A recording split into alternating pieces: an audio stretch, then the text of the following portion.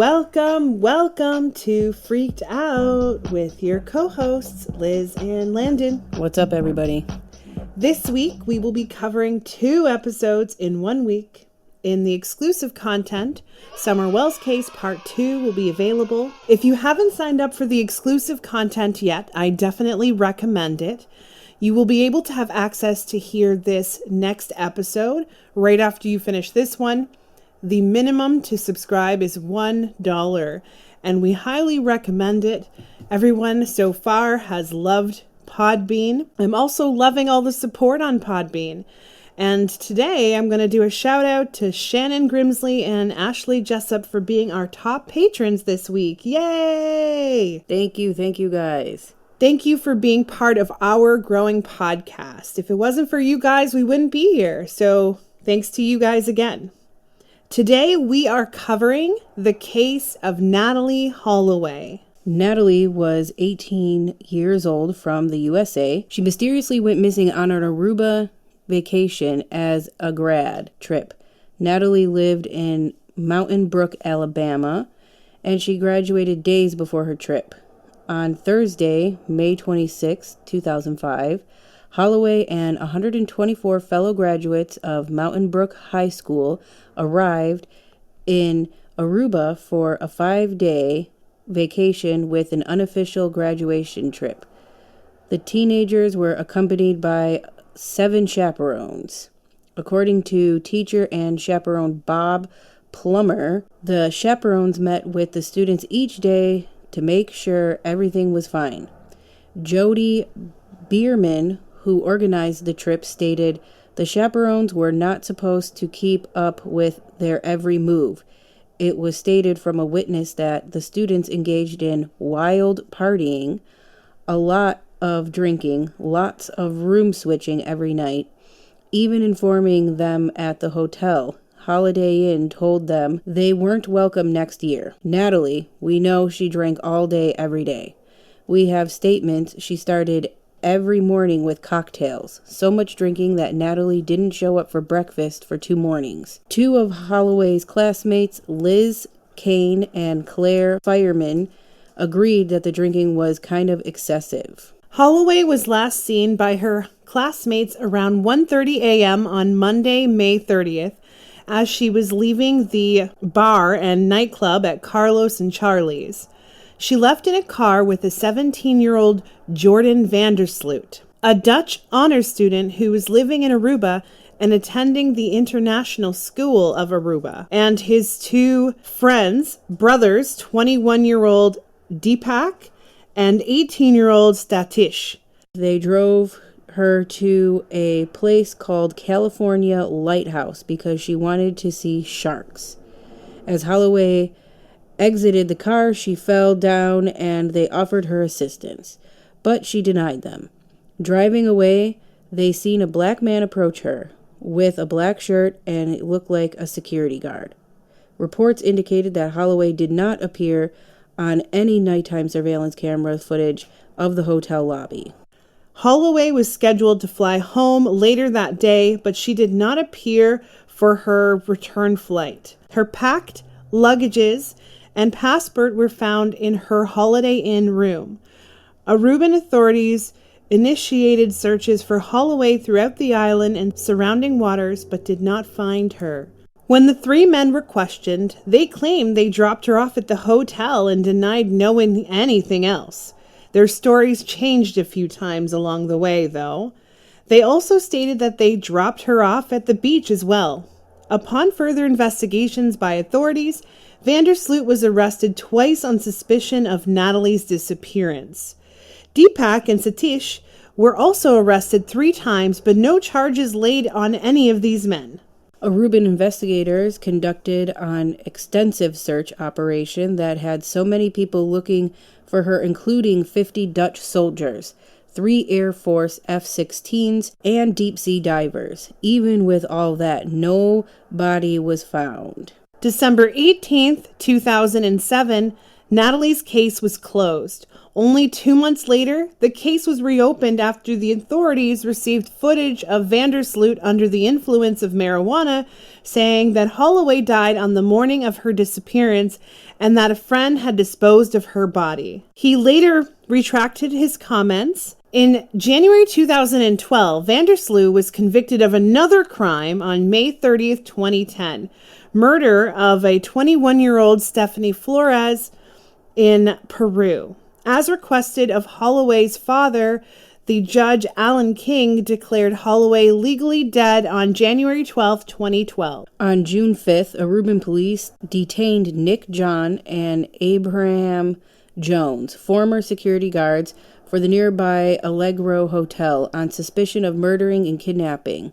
Authorities have never officially disclosed the reasons for their arrest, but according to news accounts and statements made by Vandersloot and the Calpo brothers, may have been a factor in the arrests. Reports also indicate that the two former guards were known for cruising hotels to pick up women, and at least one of them had prior incidents with law enforcement. John and Jones were released on June 13th without being charged. Vandersloot sent the police on a wild goose chase looking for people involved, and the police arrested several others, including a DJ and even Vandersloot's dad. On January 31st, 2008, Dutch crime reporter Peter R. de Vries claimed that he had solved the Holloway case. De Vries stated that he would do a tell-all special on television on February 3rd, and he indicated that Vandersloot would make a confession regarding Holloway's disappearance. Later that day, Vandersloot stated that he was telling the individual what he wanted to hear and denied any involvement in her disappearance. On May 30th, 2010, 5 years to the day after Holloway's disappearance, Stephanie Flores Ramirez, a 21-year-old business student, was reported missing in Lima, Peru. She was found dead 3 days later in a hotel room registered in Vandersloot's name. On June 3rd, Vandersloot was arrested in Chile on the murder charge and extradited to Peru the next day. On June 7th, authorities said that Vandersloot confessed to killing Stephanie after he lost his temper because she accessed his laptop without permission and found information linking him to Holloway. Police chief related that Vandersloot told police that he knew where Holloway's body was and offered to help Aruban authorities find it.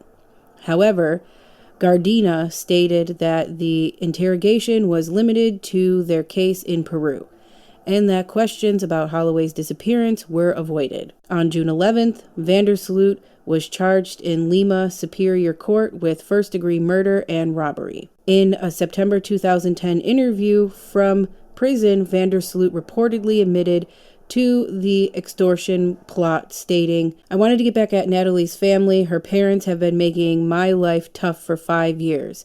On January 11, 2012, Vandersloot pleaded guilty to murdering Flores and was sentenced to 28 years in prison. This story is bizarre from the get-go, and I'm going to solve this one right now. What should we know about Natalee prior to her disappearance? Well, you know what? Natalee was very loved by her friends and family.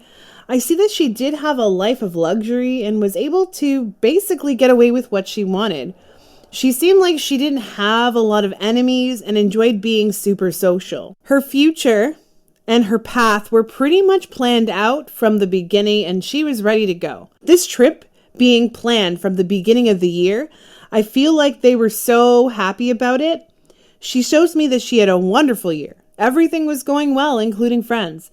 They left all their drama in the past, and they had put all of that aside for this year so she could have a good one. She was pretty much an average teenage girl. She didn't see a lot of bad things. She was very trusting of people that she shouldn't have been trusting. A few people connected to her school and also friends.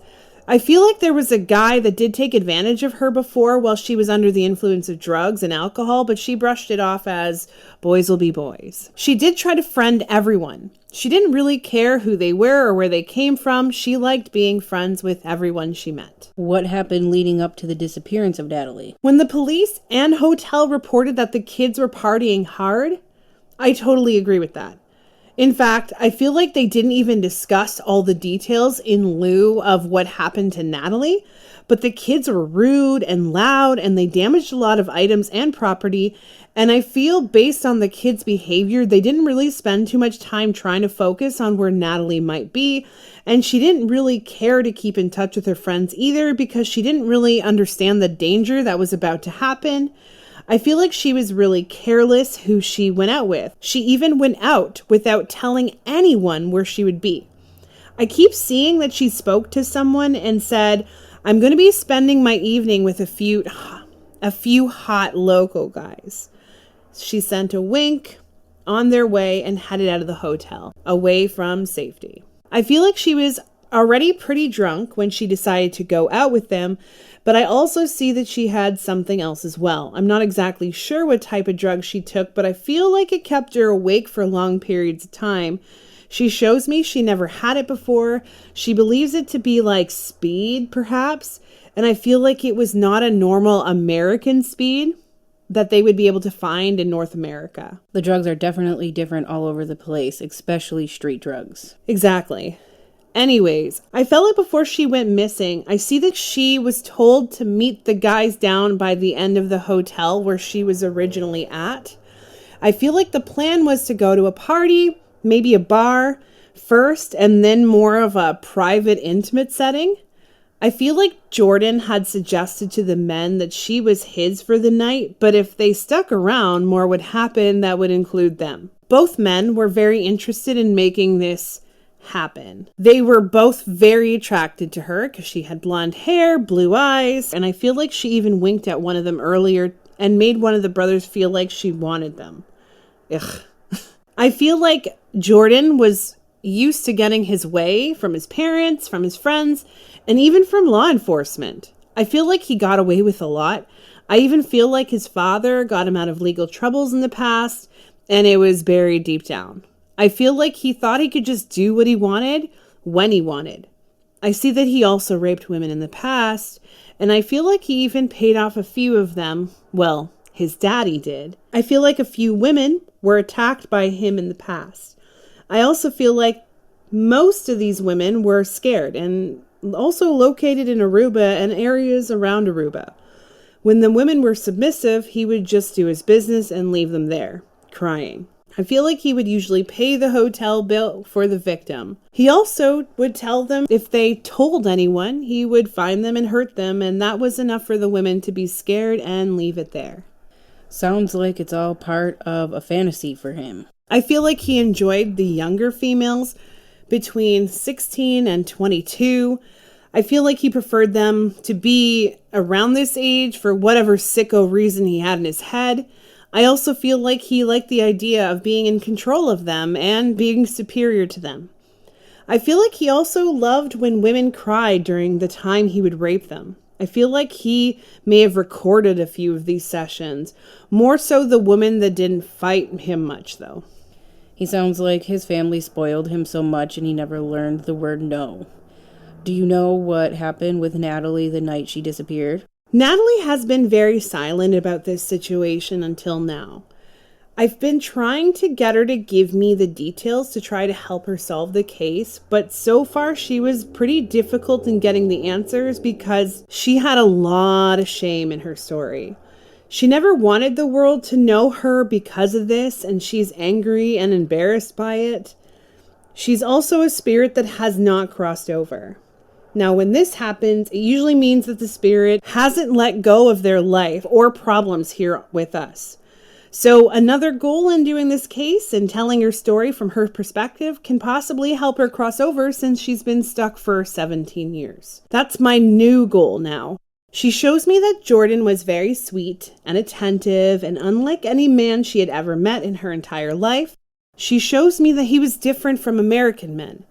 and how he was confident and knew exactly what he wanted in life. And most of the guys her age were about partying and having fun. She had a few of those guys in school, and they weren't really her type and boring. She said that she had no idea, no bad feeling, no care in the world. She felt something with this guy, and they had spent a few times together already, and she was hooked. She didn't feel like he was bad in any way. Even his friends were nice and offered to help her around every corner. Of all the other girls connected to her friends, he could have had any woman, but he handpicked her from a crowd. He wanted to take her everywhere. He had set up plans to take her for the remainder of the trip and show her how everything was worth seeing. She was excited, to say the least. She also felt so comfortable with him, and if she hadn't, she wouldn't have stuck around him this way anyway. She shows me that they took her to a bar. The bar looks like it had half outdoor, half indoor setting. She shows me a lot of sand, so perhaps near waterside. She shows me she was drinking drinks that were like fun looking. There were some alcohol in them, and Vandersloot was giving her drinks himself. I feel like the brothers were keeping her occupied while Vandersloot would keep pushing drinks on her. She also shows me that there was some slipping around the bar as well, and she showed me she had a little. She didn't take the entire thing, though. She shows me that she didn't want to get to a point where she had sex with the guy. So she was kind of pretending to take the entire thing, but in reality, she didn't have a lot. Maybe even faked taking it, or such a small amount it didn't affect her. Pregnancy-related deaths in the U.S. are on the rise. The reason? Cardiovascular disease. And Black, Hispanic, and Native American women are the most at risk. I never thought my pregnancy could cause heart failure. I experienced my first heart attack after the birth of my son. But high blood pressure, gestational hypertension, and diabetes can put mom and baby at risk. Visit goredforwomen.org/pregnancy to learn more, because my health is our health. My name is Chrissy Bruni. I am going to Rasmussen University for the nursing program. Other schools, I feel like, didn't see me for who I am. I'm working a full-time job and wanting to be a nurse. Rasmussen says, hey, we have a program that you can accelerate, and if you put in the work, we're going to help you, we're going to support you, and we're going to get you there. Rasmussen University. Nursing programs from pre-licensure to doctoral, online and on campus. Programs vary by campus. Learn more at rasmussen.edu/Florida. Channel your automotive passion into a rewarding career path. Whether you're a seasoned pro or just starting fresh, your local CarStar has a variety of opportunities to join this elite premier collision repair company. Get your foot on the gas and race to success with a career at CarStar. Explore the endless possibilities and visit carstarjobs.com to learn more about how we drive excellence together. That's carstarjobs.com. Start your journey with us today. I see that the men were taking turns dancing with her. I feel like she was starting to slow down a bit from the drugs in her system and wanted to slow down for the night. She was hoping she could get some downtime with Vandersloot. I see that he had a different idea. He kept showing her that he would rather him and his friends and her have some downtime together. She shows me that they went somewhere. I feel like it was a house. The house looks like it was pretty large and had a lot of nice things within it. She shows me that it wasn't far from the bar, and they were there with a few other people. She shows me that there were another 2 men also at this address. She shows me that these men weren't friendly at all, kind of rude actually, making her feel very uncomfortable, and were speaking to each other in a different language. I feel like this was her breaking point, and she wanted to go back to the hotel. He was pretty confused from this, since he was under the impression that she was drunker than she may have appeared and that the drugs were not affecting her system at all. So he offered her something more, but she denied it. She requested to go home again, and the drugs continued to make her feel more and more exhausted. She shows me that she had very little to no sleep over the last 48 hours. She shows me at this point in the night he had become a nightmare. She shows me that he got really short with her. I'll drive you back when I'm good and ready. She shows me that his eyes were cold and dark. He was telling her that he wasn't ready to go anywhere, and the men that were making her uncomfortable were also being very rude. She shows me she decided in that moment she was going to find her own way back, and she had some cash on her to be able to grab a cab. I feel like she was trying to obtain a phone to call somebody. I feel like she was smart in trying to find ways to get one without these men bothering her. She shows me she decided to go to the washroom and unfortunately was not able to find a phone. She shows me that Vandersloot started to be nice to her again, and he offered her a drink, not an alcoholic one, and told her he would give her a drive back soon. She shows me that she felt like something was off about the drink. Not that it tasted odd, but in the back of her mind, she felt like something wasn't right about it. She felt instantly woozy and started to stumble a bit. She shows me that in that moment, he wanted to instantly leave and started to rush her out of there. She was happy that she gets to go home. She shows me that she didn't sit in the front this time and that one of the brothers were holding on to her and touching her breasts and her arm and legs and hair while they drove to the next place. She said that the ride felt like the longest ride of her life, and she shows me that she was very lifeless. She couldn't speak much. Even though in her head she was aware of what was going on, her body was not complying. She shows me she looked out at the hotel and saw cars and lights and thought she was at her hotel. However, she was not. She shows me that there was a very low-end motel. It looked dark and dingy and not a lot of people at all. She shows me she doesn't remember anything else during the transport. I'm glad she got to tell her story. She sounds like she was so scared and brave all at the same time. Does she remember anything else? She remembers bits and pieces of the next part. She tells me to tell everyone that she did not consent to any of what happened next, and she said no and stop a lot, and even that didn't stop them. She shows me that she remembers laying on a bed. She felt a hard thud when she was whipped onto the bed. She felt naked, and she said her body was really cold. She shows me the temperature of the room was cold, and she shows me she remembers all three of these men taking turns. She refused to look. She shows me she cried the entire time and tried to stop them. She shows me that they did this for a while. Felt like an eternity, and they took turns for a few hours. She shows me that they were calling her names and also beating her a little while doing so. She shows me that they caused major damage to her vagina with a force of hurting her over and over again. She shows me she was bleeding, and one brother made a statement about how she better stop bleeding all over his genitals. It's not her fault that you raped her and made her bleed. She shows me that the other men who had been at the house also came to the hotel. She remembers seeing their face. The one man looked at her like she was a tasty treat. Not sexually, though. He got off on killing people.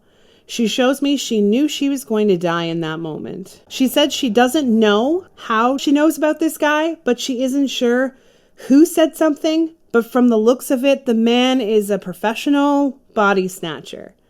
She shows me that she was unclear who paid who, but there was an exchange of money between the big guy and Vandersloot. She's also unsure of what happened next. She's unsure if she was killed at the hotel or if she was killed elsewhere. She shows me small bits she does remember. She shows me that she was wrapped up in a clear tarp, something used for fishing. She shows me that there was a boat. She shows me that her body was dumped deeply into the water, and she shows me that they were abroad for a long time. I feel like the man who took her body was at least on the water for 5 to 7 days. I feel like he's done this trip before. I don't believe Vandersloot was involved with this man before, but from what she's showing me, Vandersloot never had dealings with the men in this capacity before. And the connection between him and this guy was from the brothers. They know him directly and what he's capable of. I feel so bad for her and her family. She was just a young girl looking to enjoy her life. And then she was taken away because of those people and their sick fantasies. What happened after she passed on with these people? I feel like this is extremely important to say. She shows me she haunted him. She said she became obsessed with checking in on him and seeing what he was up to. I feel like he'd never felt guilty or had any remorse for what he did. He bragged about getting away with murder to everyone he met and trusted. He shows me that he was irritated that he didn't finish the job himself. Although he may have gotten away with it because he had other people connected to the murder and not just him, he started to become obsessed with it. He obsessed with it in his mind and with others. In his mind, she shows me that he was upset because he really liked the idea of being the one to kill her directly, and he didn't get to do that. He wanted to go back in time and do it, even if he gets caught. He had raped women before, but there was something about this situation that made him excited, and he had planned to make this a reality once again, once the heat died down from Natalee's disappearance, of course. She really tried to investigate him. She did. She had a lot of time on her hands. Since she decided to wait on crossing over, she was kind of able to. She said that she even tried to come to him in his dreams to haunt him, and it only turned him on even more, so she stopped doing that. She shows me that the police did their best, but they were pretty limited on details and evidence that could have been around, but unfortunately, all of the evidence has been disposed of. I have this feeling that somebody with like OCD cleaned up the mess. Could have even been one of the scary men she met later in the house.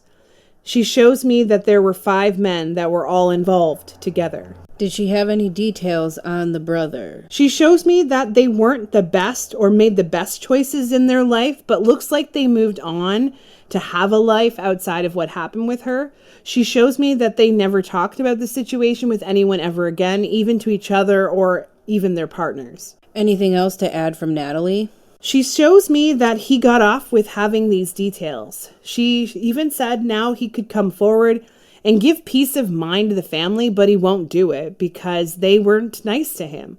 The best revenge to the family is to take it to his grave. I feel like there will be a time that he actually does come forward and give a small story about it in public, but it will be made to make him look like a saint, and the story will be full of lies, with small truths within it. I feel like the story will be in some sort of book form as well, maybe even a podcast episode interview with somebody. He will just talk about how the family caused his grief. Just a really unhinged person. To say the least. Will anything come from this story? I don't feel like anything more will come of this. Her body will never be found. I don't feel like anything will take place to change the outlook of this case either. I do feel like Vandersloot has confessed these details to people in prison and spent a lot of time getting off on this. When he killed Stephanie, he finally felt like he completed what he was supposed to accomplish. And she shows me that he called her Natalee whilst he was killing her. Stephanie made some big moves of leaving evidence around to make sure he got caught this time. He did have some footage of Natalee somewhere, maybe even a handheld camera, but I feel like he deleted it or removed it before he even killed Stephanie. For someone who had a hard time opening up about what happened, she was able to provide a lot of detail. I hope she crosses over soon. I feel like it's a start.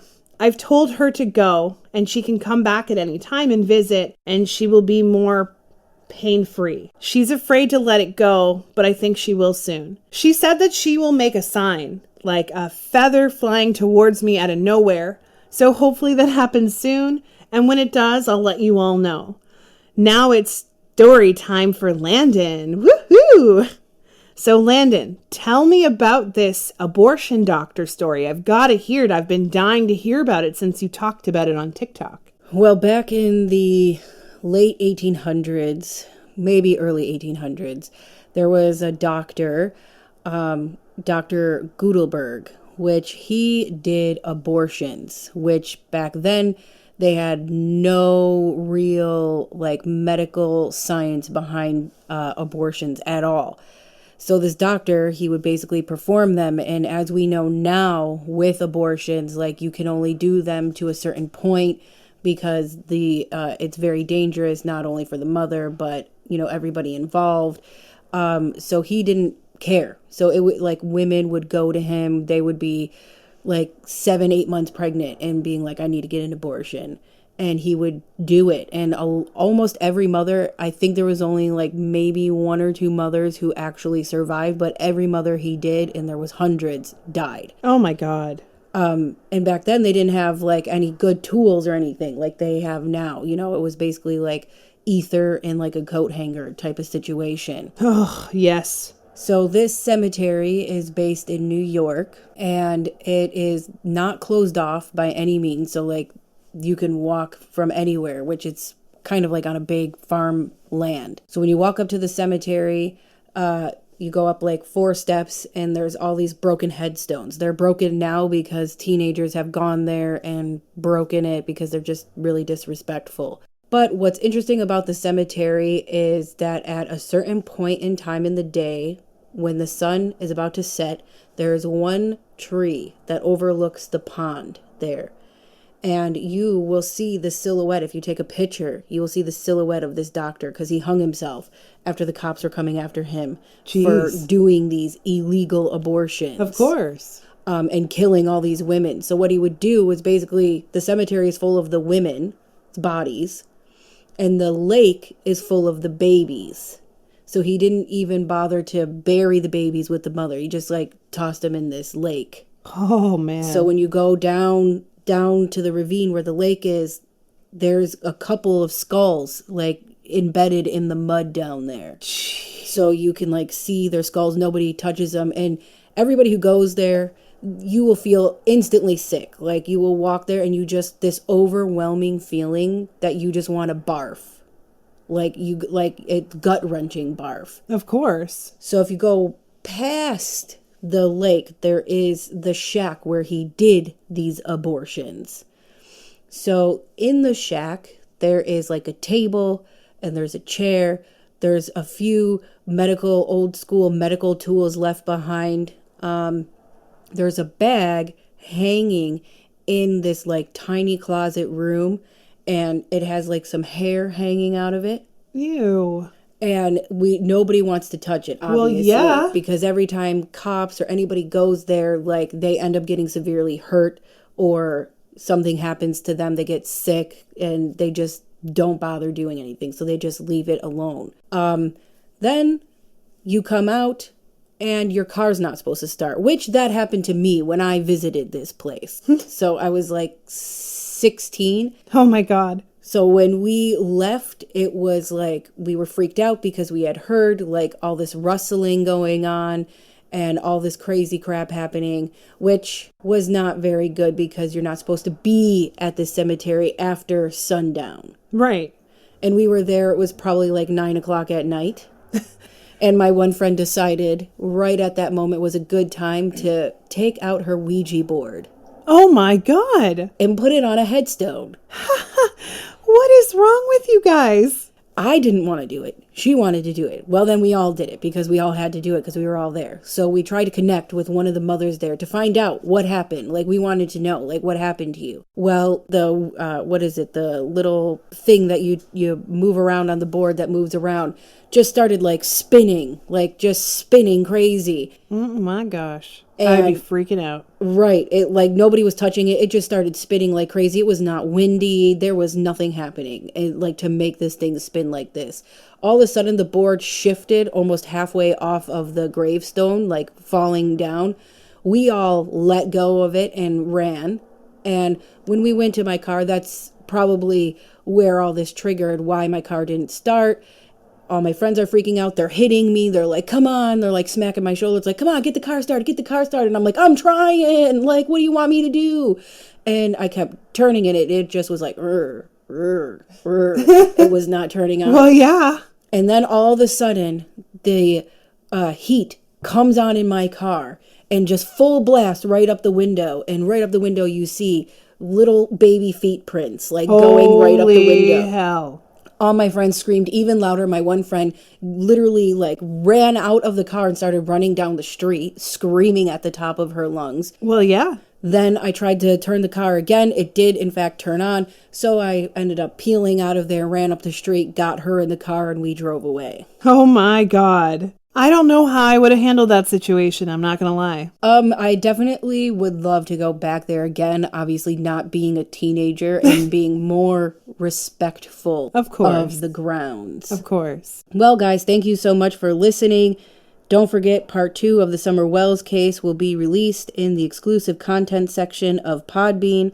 I'm excited to see and hear your visions on this story. Yay, me too. It is, I'll tell you something, it is a scary one for me to tell.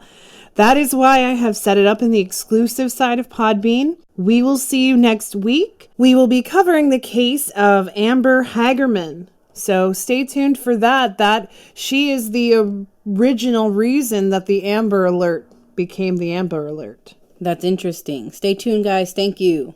Thank you so much. My name is Carlos Salas. Before enrolling in Rasmussen University, I was a salesperson for 22 years. If you are like me with a lot of previous experience in a different field, what I can tell you is that it can be done.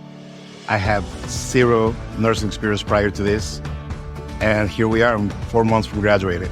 Rasmussen University, nursing programs from pre-licensure to doctoral, online and on campus. Programs vary by campus. Learn more at rasmussen.edu/Florida.